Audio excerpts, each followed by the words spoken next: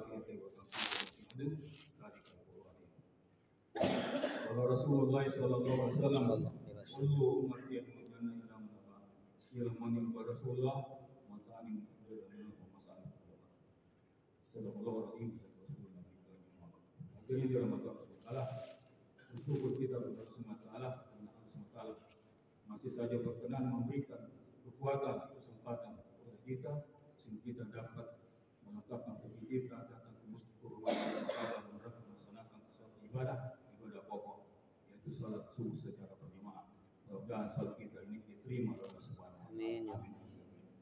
Hadirin dari mata Allah Subhanahu wa taala, dalam melakukan sesuatu pekerjaan, apabila kita tidak tahu untuk apa kita melakukan pekerjaan itu, maka pasti dan pasti kita tidak akan ada kemauan untuk melaksanakan atau melanjutkan pekerjaan yang kita kerjakan itu. Maka hadirin yang saudara, kita ini di masjid sedang giat-giatnya melaksanakan banyak program, di antaranya menyalurkan bantuan beras kepada saudara kita. Dan sebentar lagi kita akan melaksanakan maulid. Semua itu kita harus tahu untuk apa kita melakukan itu.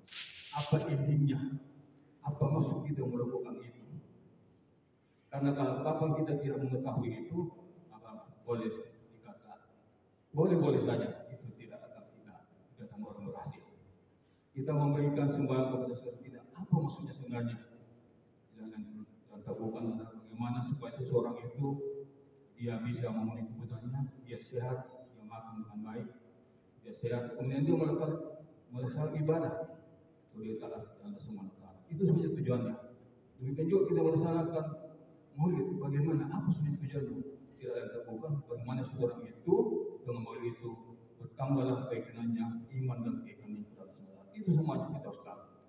Maka hadirin dari mata Allah SWT menciptakan di semua soal dunia ini ada satu tugas pokok yang sangat penting. Allah SWT katakan Bismillahirrahmanirrahim.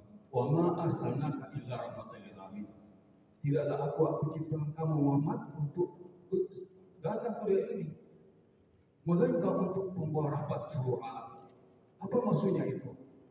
Maksudnya adalah agar semua manusia di dunia ini dengan asbab dakwahnya Rasulullah ini, maka semua orang beriman sebelum dia mati. Itu sebenarnya tujuannya. Wa arsalnaka tidaklah kita kecuali untuk membawa rahmat seluruh alam.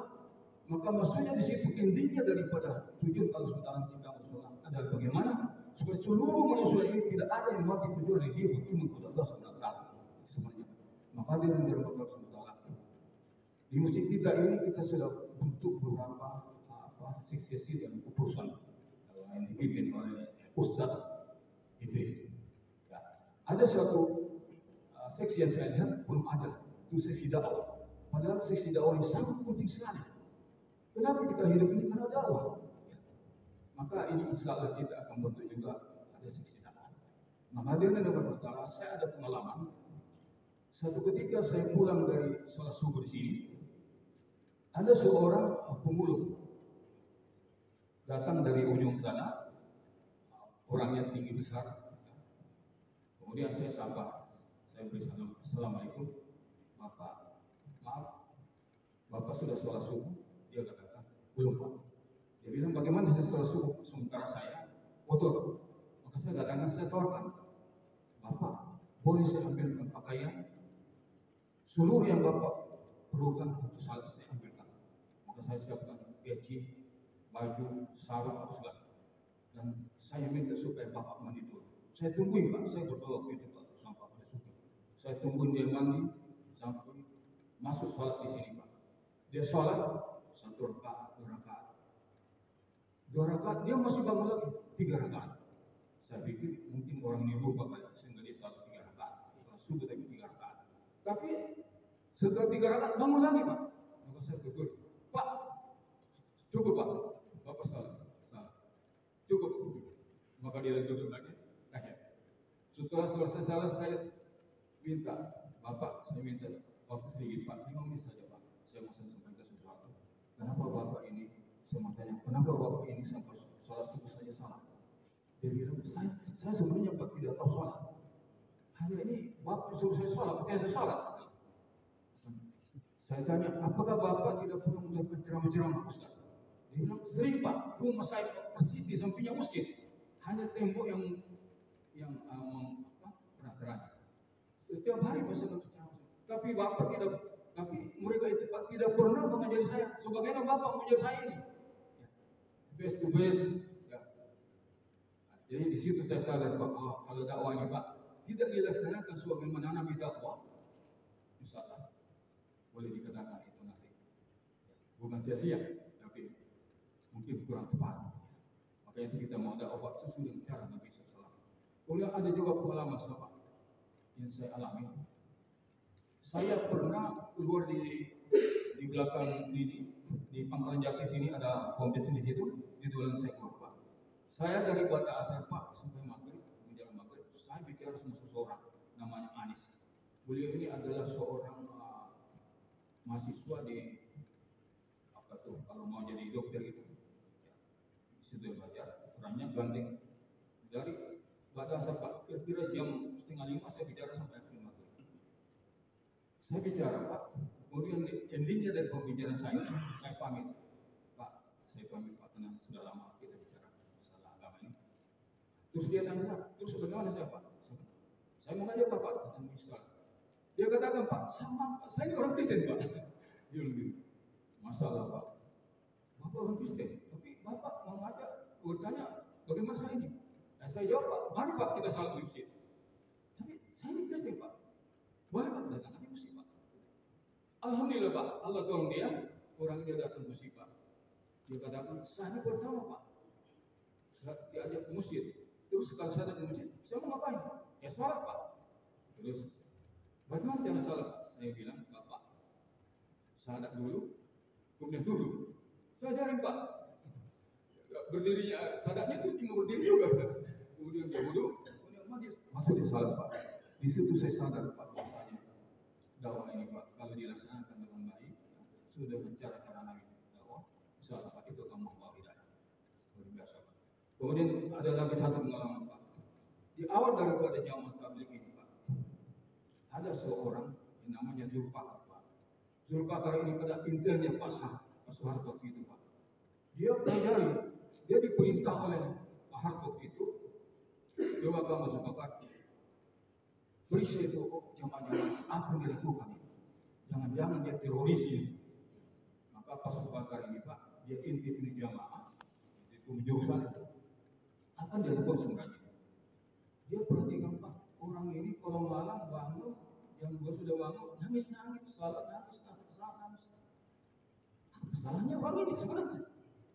Setelah dia sholat, dia duduk, zikir, nangis. Apa sebenarnya? Kemudian kalau pagi dia duduk musyawarah, yang dibicarakan agama terus.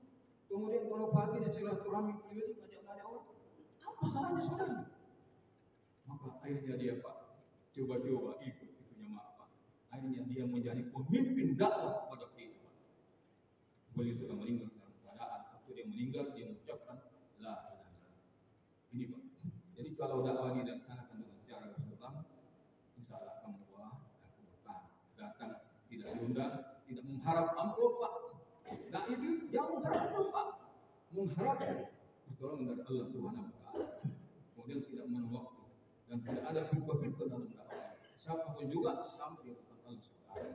Makanya kita usahakan di misi kita ini bagaimana supaya dakwah ini betul-betul sesuai dengan cara Rasulullah.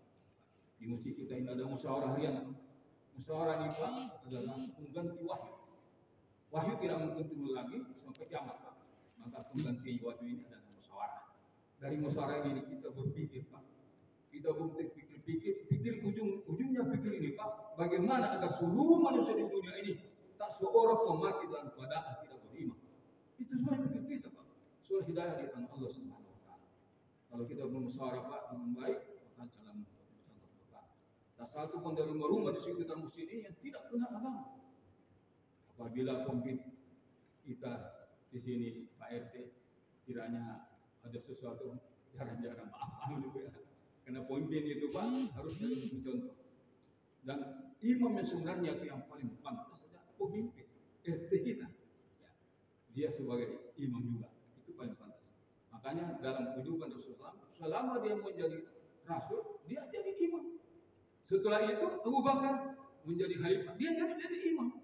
Jadi pemimpin dalam sholat itulah lebih pantas jadi imam. Itu sebabnya kenapa apabila selesai sholat dia menghadap ke belakang, dia putar itu duduknya, karena ingin melihat siapa-siapa orangnya yang tidak datang sholat. Sebenarnya itu maksudnya. Kenapa kita menghadap ke belakang? Dan yang paling pantas untuk menasihati orangnya ada pemimpin seperti itu dalam ini RT. Makanya ini kita harus datang ke RT, kasih tahu ya, Anda itu sebagai pemimpin, Anda harus memberi contoh buat kita semua ini. Kita jangan semua Pak memimpin agama ini. Mungkin itu saja yang saya sampaikan kepada sedikit dan manfaatnya. Karena sudah selanjutnya saya mohon maafin. Assalamualaikum.